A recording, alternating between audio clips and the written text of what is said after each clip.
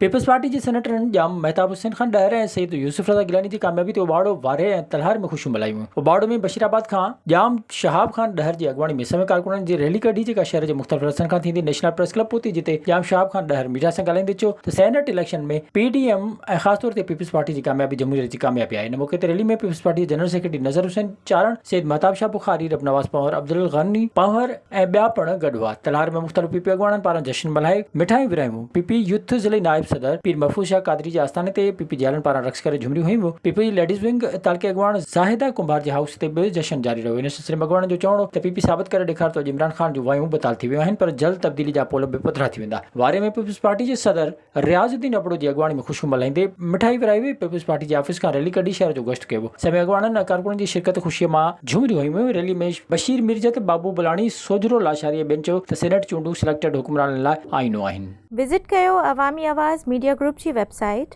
awamiawaz.pk।